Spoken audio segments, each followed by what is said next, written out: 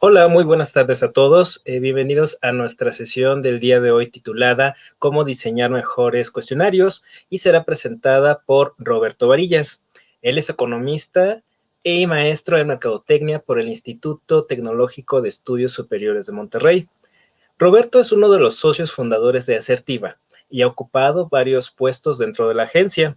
Entre el año 2011 y el 2013 estuvo temporalmente fuera de Asertiva para dirigir la apertura de operaciones de Gold One México, hoy Sermo.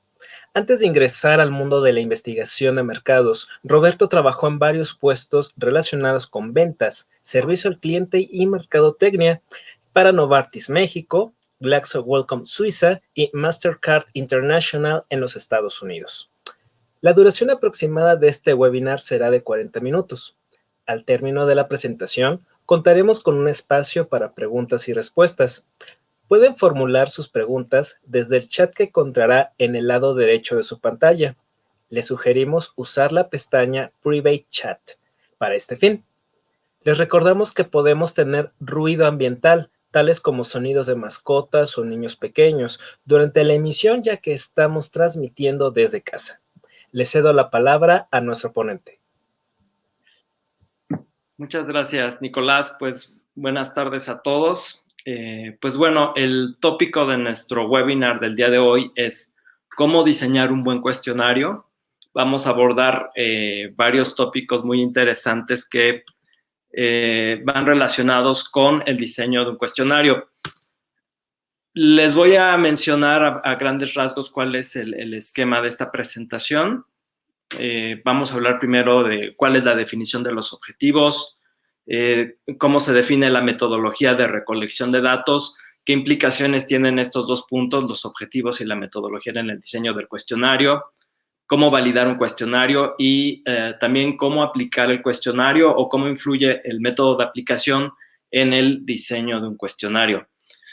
Como mencionó mi compañero Nicolás, es un resumen que trata todos los puntos importantes en aproximadamente 40 minutos. Igual al final de esta sesión habrá un espacio para formular preguntas y respuestas, si las hubiere. Entonces, empezamos. Bueno, ¿por qué es importante diseñar un buen cuestionario? Bueno, hay una frase que a mí personalmente me impactó mucho en este tópico, que es: no existen preguntas sin respuesta, solo preguntas mal formuladas. Entonces, en muchos casos no se están planteando adecuadamente las preguntas al momento de diseñar un cuestionario, y eso pues repercute en muchos procesos que vienen posteriormente al cuestionario, ya sea en el análisis o en la interpretación o incluso en la toma de decisiones. Entonces, bueno, ¿por qué es importante diseñar un buen cuestionario?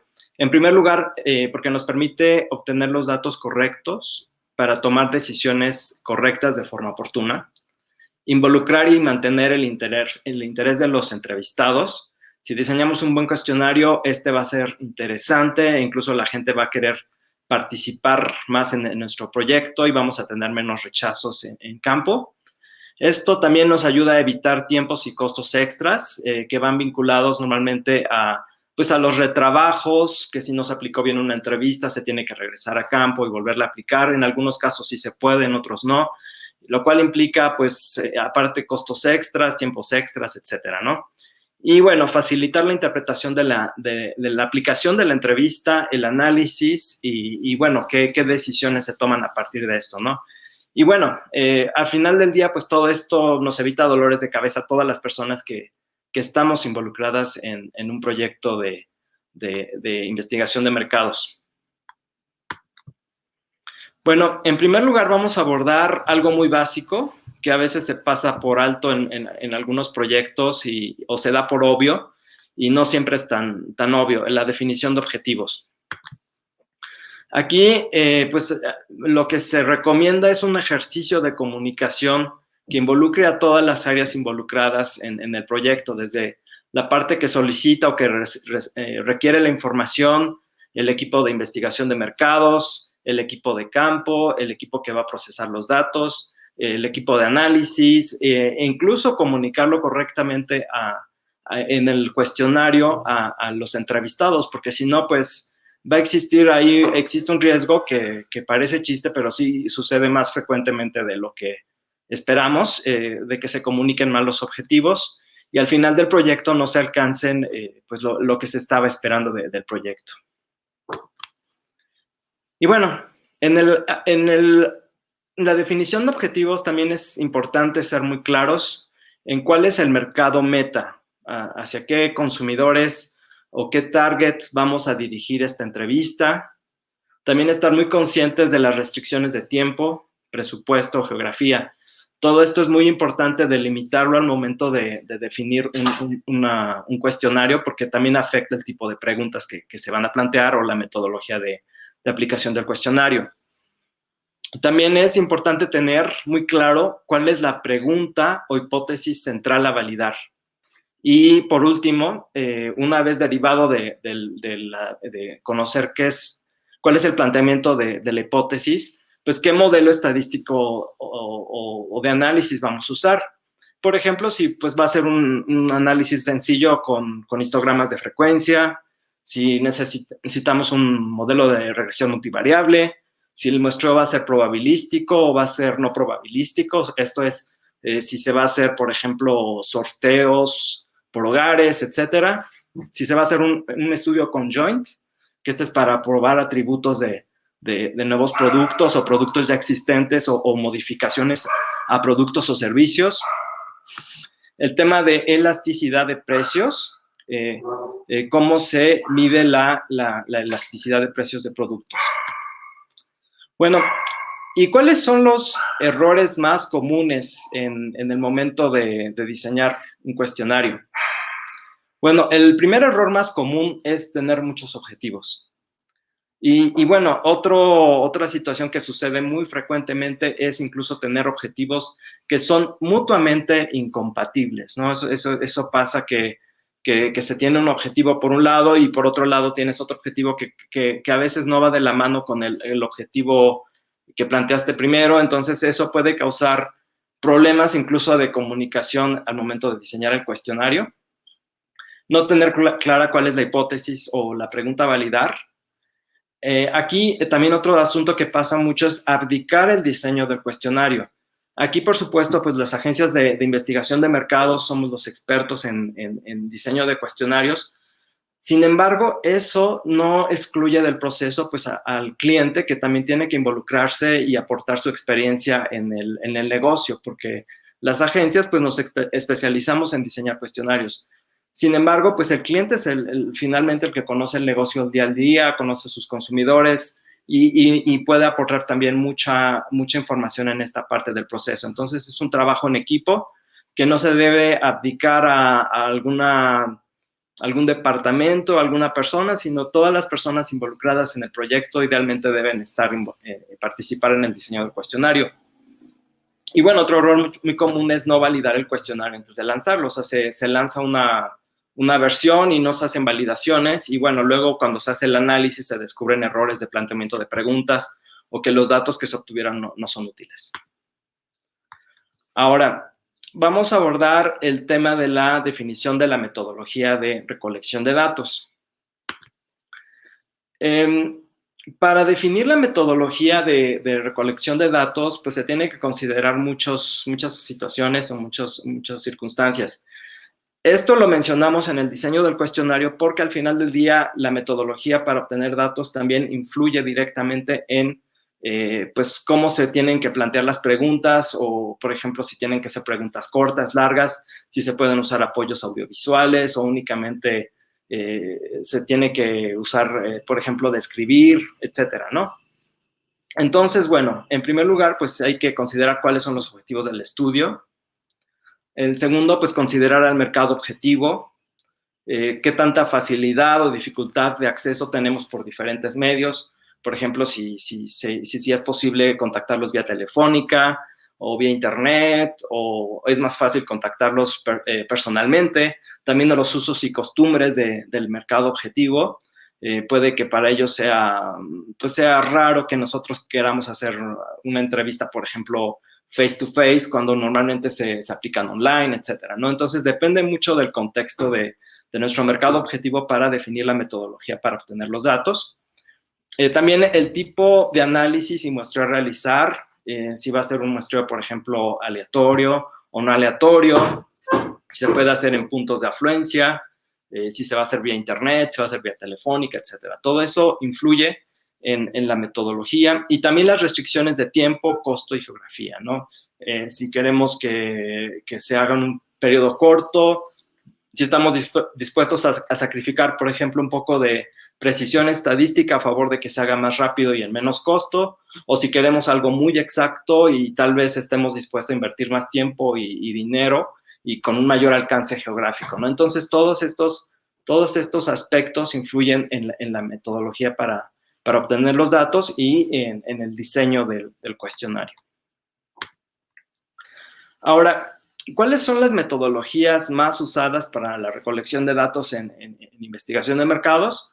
Bueno, la más tradicional es las entrevistas cara a cara en puntos de afluencia, que pueden ser, por ejemplo, escuelas, centros comerciales, etcétera, cara a cara en hogares. Normalmente aquí se hace, esto aplica para estudios probabilísticos, se hace un sorteo y se va a los hogares y se aplican las entrevistas telefónicas. Normalmente pues se busca mercados objetivo en los cuales exista una alta penetración de uso de líneas telefónicas o que tengamos una base de datos confiable.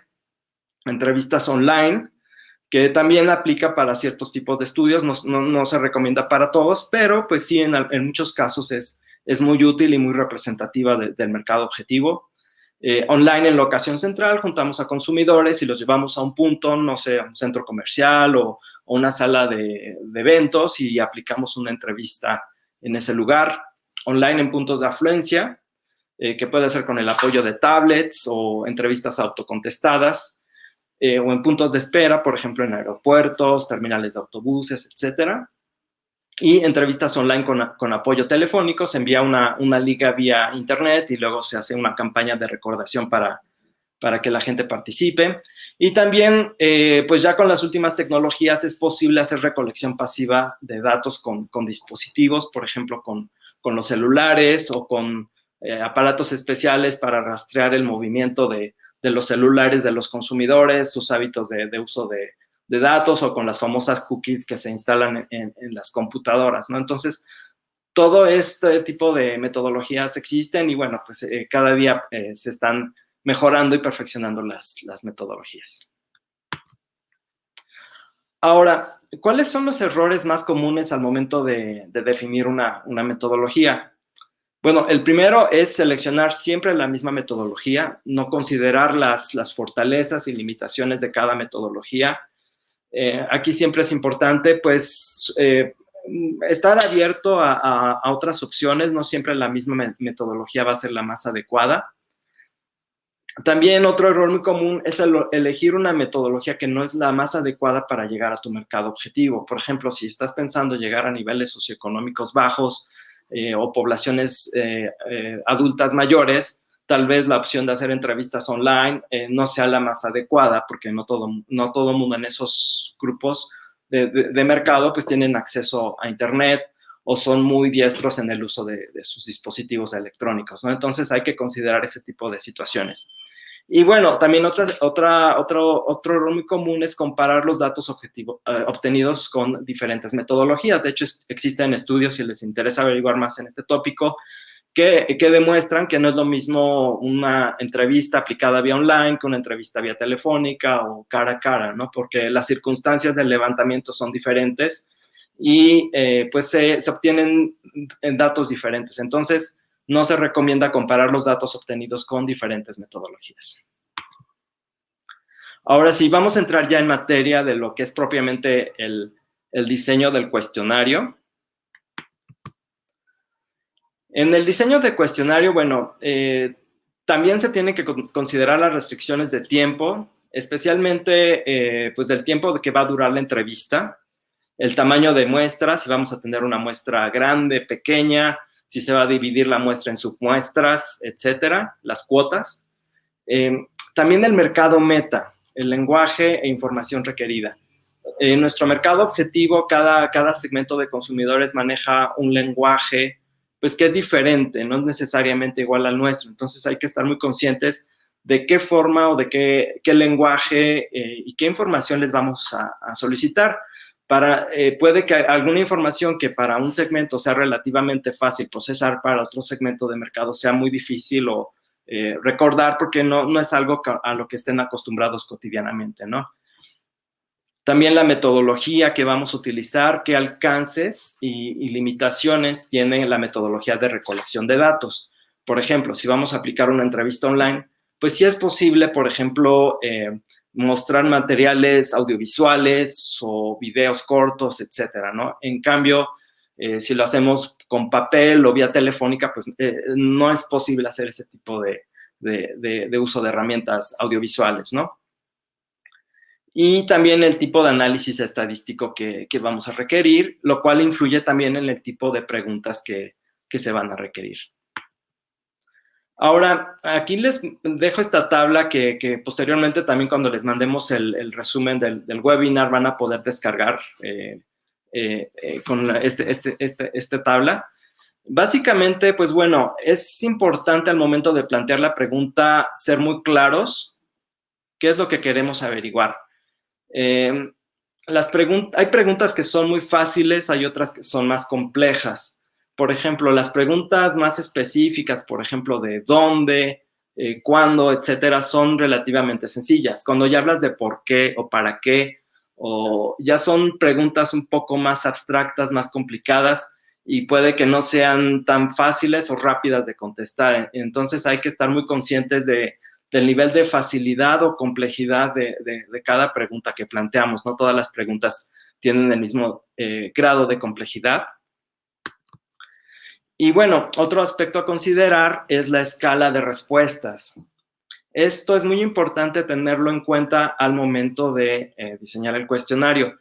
En muchos casos, pues es relativamente fácil hacer un cuestionario, pero un error muy común que detectamos es que no se tomen en cuenta las implicaciones que tiene posteriormente para el equipo de análisis o la interpretación que se va a hacer de esa información.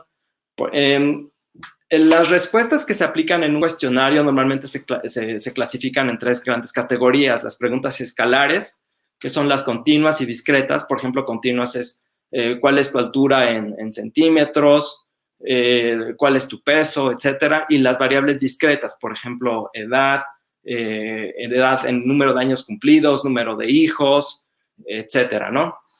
Y las ordinales son las que usan para hacer comparativos de preferencias relativas, ¿no? Que van de mayor a menor.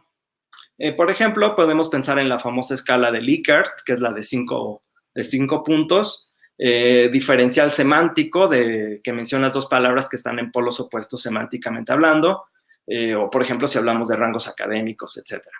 Y nominales, pues hablamos ya de preguntas que normalmente que no necesariamente tienen alguna relación entre sí, sino más bien son etiquetas que se plantean para clasificar las respuestas, por ejemplo, el género, lugar de nacimiento, etcétera. Es importante estar consciente, especialmente entre las implicaciones, por ejemplo, lo menciono mucho porque, por ejemplo, si aplicas una pregunta ordinal, o nominal, no puedes invertir al momento de analizarla el tipo de análisis, ¿no? O sea, no se puede analizar una pregunta nominal como ordinal o viceversa, ¿no? Entonces hay que ser muy cuidadosos con esto. Ahora, otro punto muy importante y que causa muchos problemas en muchos cuestionarios es el famoso sesgo o anclaje. De hecho, si les interesa averiguar más sobre este tema, pueden encontrar mucha bibliografía sobre comportamiento del consumidor o psicología del entrevistado. Y, por ejemplo, aquí menciono brevemente algunos de las causas de sesgo más frecuentes. La primera, pues, es el respeto social o prestigio. O sea, que la persona que está contestando, pues a veces contesta buscando la aprobación o proyectar prestigio hacia el encuestador. También otro muy común es la cortesía con el entrevistador. A veces el encuestado dice, no, pues voy a tratar de contestarlo amablemente, y a veces eso no es lo que queremos, a veces lo que queremos es precisamente lo opuesto, detectar áreas de, por ejemplo, de necesidades insatisfechas, etcétera. Entonces, es muy importante estar consciente de este sesgo también. Otro es, por ejemplo, la monotonía o cansancio del entrevistado. Esto pasa especialmente cuando son cuestionarios muy largos o tediosos. Se tiene que buscar la forma de evitar esto. Por ejemplo, si tú pones una escala de preguntas que siempre pones 2 puntos sí o no, o del 1 al 5, pues hay gente que cuando ya está muy cansada en la entrevista te contesta, no sé, puros sí o puros no, puros 9, puros 5, etcétera. Entonces, eso refleja el cansancio que derivado en muchos casos de un mal diseño del cuestionario.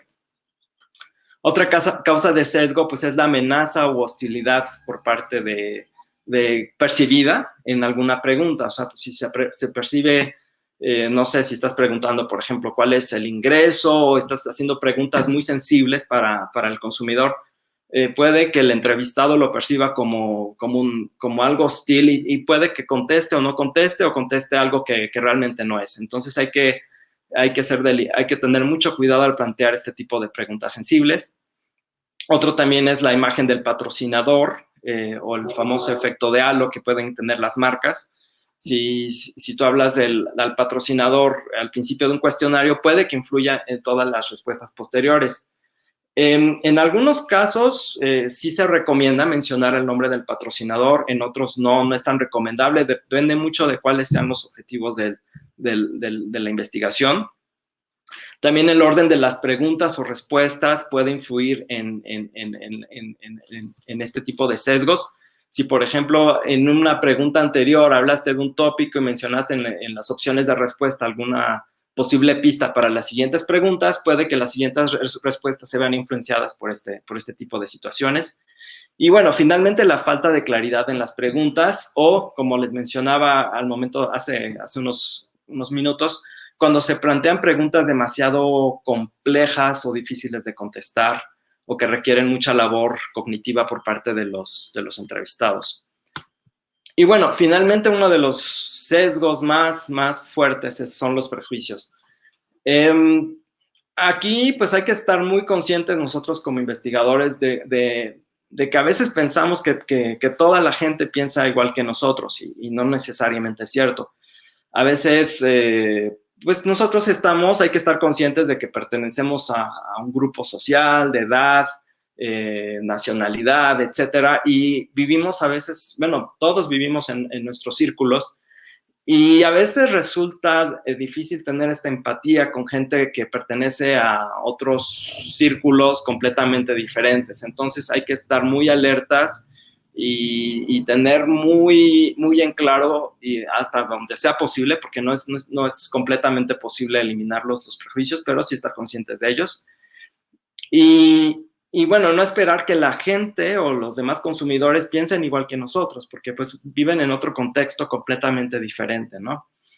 Y para esto siempre es muy útil pues acercarnos al mercado objetivo lo más posible, y estar conscientes de nuestros propios prejuicios.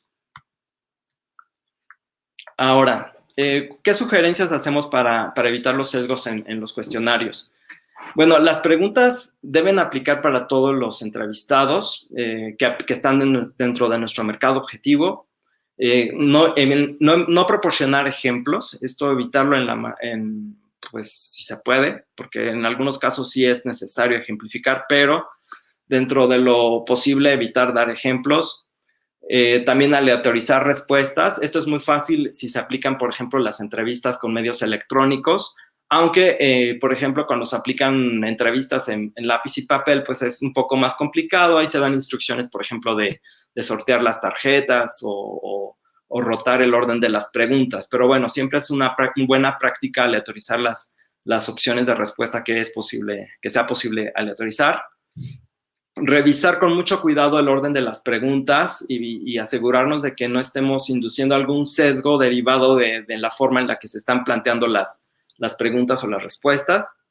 Y también pues que las preguntas no estén cargadas con alguna razón para responder de forma determinada. Si en algún momento dado se percibe esto, pues hay que replantear la pregunta.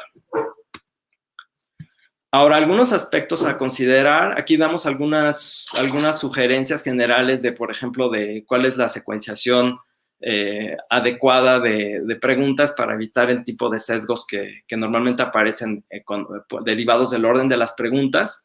Por ejemplo, las apariencias antes de los sabores, las evaluaciones globales antes de atributos específicos, intención de compra antes de atributos específicos, etc. Y también guardar los asuntos más sensibles al final de la entrevista. Esto es porque se supone que ya al final de la entrevista pues existe una mayor empatía entre el entrevistador y el entrevistado. Si planteas eso directamente al principio de una entrevista, puede que generes rechazo o hostilidad por parte del entrevistado.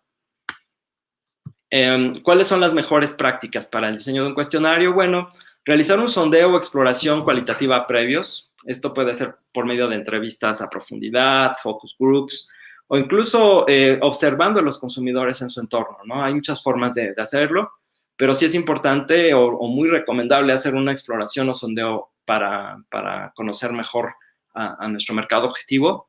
Usar lenguaje adecuado y neutral para el mercado objetivo. Esto es súper importante porque a veces, como mencionaba hace unos minutos en el tema de los sesgos, a veces usamos lenguaje que tal vez para nosotros nos parezca adecuado, pero si nos ponemos en los zapatos de nuestros clientes o de los entrevistados, pues tal vez para ellos es una pregunta muy, muy compleja, muy difícil de contestar, ¿no? También se recomienda que la duración de nuestros cuestionarios no sea mayor a 15 minutos. De hecho, existen estudios que demuestran que a partir de los 16 minutos disminuye la atención y la calidad de las respuestas de los entrevistados. Si por alguna causa se tiene que hacer una entrevista mayor a 15 minutos, bueno, se recomienda, por ejemplo, hacerlo en locación central o dar algún tipo de incentivo económico a los participantes o buscar la forma de mantener la atención de los participantes a lo largo de la entrevista, porque si a partir de los 15 minutos una entrevista se vuelve tediosa. También evitar las preguntas abiertas o no estructuradas. Esto por varias causas. La primera es para pues, tener al momento de analizar que el análisis sea más rápido. Segundo, también evitar pues, las respuestas ambiguas y bueno, tener análisis estadísticos más sólidos. Normalmente en una prueba piloto se pueden cerrar o estructurar las preguntas abiertas y también evitar las preguntas de opción múltiple. Esto aplica especialmente cuando se están evaluando preferencias. A veces es muy difícil evaluar preferencias si tú permites que en un cuestionario el consumidor te conteste varias opciones. También otra buena práctica es involucrar al personal de campo, que ellos te ayuden a diseñar el cuestionario con base en la experiencia que han tenido con los consumidores en otros proyectos. Y bueno, lo más importante, resumiendo estos puntos, pues es mantener el cuestionario lo más simple posible, lo más sencillo, lo atractivo para los consumidores. Es un reto porque sí existen cuestionarios que son pues muy amplios y buscamos la forma de mantenerlo sencillo y atractivo para los consumidores y los encuestados. La validación del cuestionario. Bueno, aquí siempre es una buena práctica validar el cuestionario mediante una prueba piloto. La prueba piloto se debe realizar entre consumidores del mercado objetivo y el tamaño promedio de una prueba piloto fluctúa entre las 10 y 30 entrevistas. Entre más entrevistas tienes, pues menos margen de error tienes en tu prueba piloto. Y es súper importante analizar estadísticamente los resultados de la prueba piloto, por ejemplo, para detectar preguntas mal planteadas o, por ejemplo, tal vez estamos detectando que un porcentaje nos sale más alto que otros, tal vez por la secuenciación de las preguntas o las respuestas. Entonces, esto nos ayuda a revisar si estamos organizando correctamente el cuestionario. También para identificar necesidades de capacitación e instrucciones para los entrevistados. Y cerrar preguntas abiertas y obtener retroalimentación del personal del campo y los entrevistados. En algunos proyectos, por ejemplo, se entrevista, después de aplicar la prueba piloto, a los entrevistados para conocer qué opinan de la entrevista, si hubo alguna pregunta que les fue difícil contestar. Igual al personal de campo para, pues, preguntarles su retroalimentación, qué les pareció la entrevista, cómo fue la interacción con los consumidores, etc. Y bueno, ya pensando en la aplicación del cuestionario, pues aquí es muy importante capacitar y supervisar a los entrevistadores. Se pueden hacer muchas dinámicas, por ejemplo, de roleplay, y también es importante revisar con especial cuidado los resultados de las primeras entrevistas. En muchos casos incluso se revisan una por una y se retroalimenta puntualmente a cada entrevistador o a los supervisores para mejorar la calidad del levantamiento de campo. También es muy importante recibir y dar retroalimentación oportuna al equipo de campo. Esto les ayuda de forma oportuna, por ejemplo, detectar errores y no esperarse hasta el final del levantamiento de campo para comunicar ese tipo de errores, porque pues ya es muy tarde cuando ya acabaste el levantamiento para comunicar que algo salió mal, ¿no? Otro punto importante es la vestimenta y lenguaje acordes con el proyecto. Por ejemplo, si vas a hablar con un grupo de médicos o profesionistas, pues la vestimenta tiene que ser diferente a si vas a dirigido a un grupo de adolescentes o jóvenes, que sería una vestimenta más casual, o si vas a hacer un estudio dirigido a niños, ¿no? Entonces, es muy importante adecuar la vestimenta y el lenguaje acorde con el proyecto. Y bueno, existen diferentes métodos de supervisión, tanto el personal, que un supervisor está acompañando a los entrevistadores en diferentes puntos de aplicación, o también supervisión de escritorio, que básicamente consiste en revisar tanto los datos estadísticamente como hacer llamadas telefónicas o validación de datos. Incluso actualmente ya es posible en las entrevistas aplicadas con dispositivos electrónicos validar, por ejemplo, la duración que tuvo el cuestionario,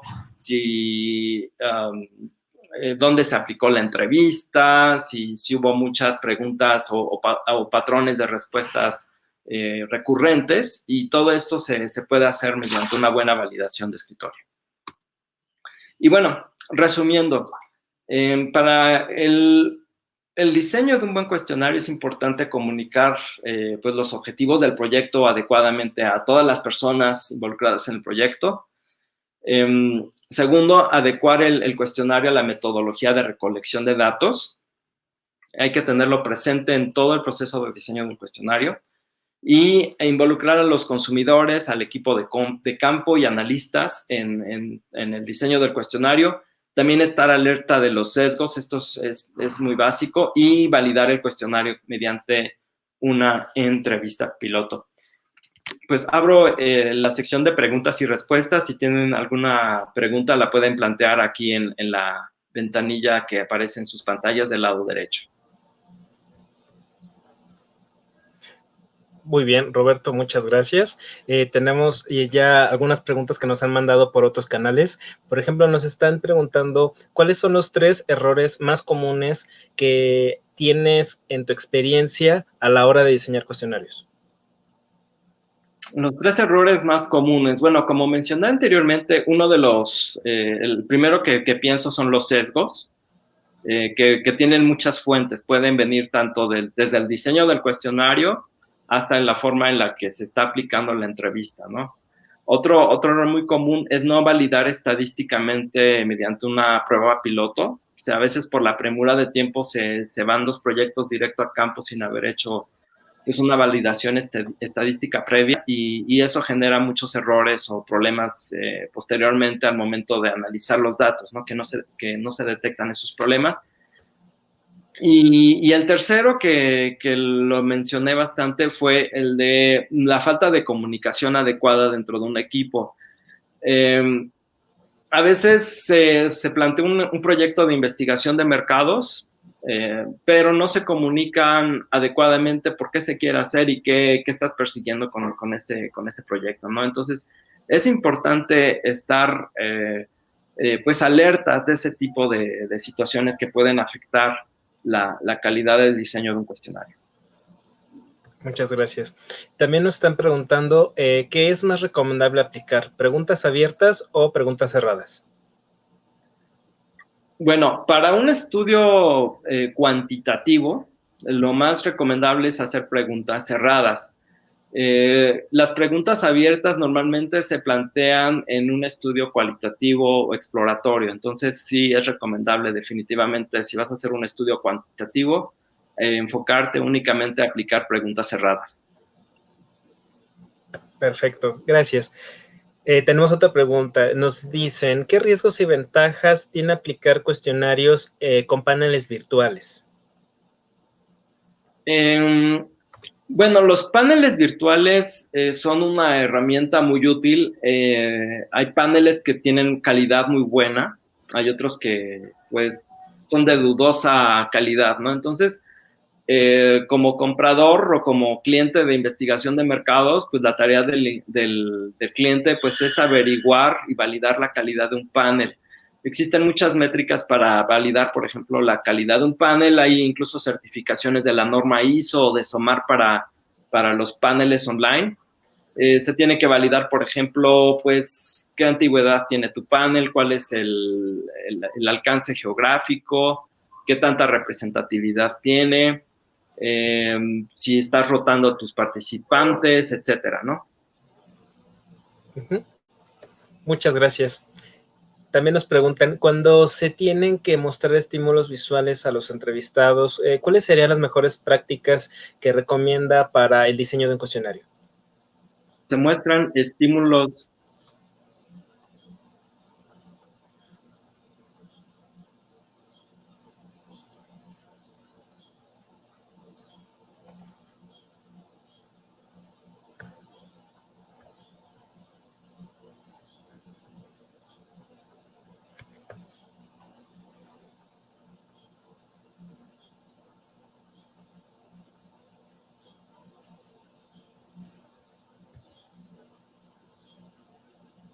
En algunos casos no es posible mostrar imágenes. Por ejemplo, si aplicas las entrevistas eh, eh, vía telefónica, pues no puedes compartir imágenes. Entonces, la mejor práctica, si son cara a cara, pues es imprimir tarjetas, que es la forma más tradicional. Si es online, se pueden compartir las pantallas.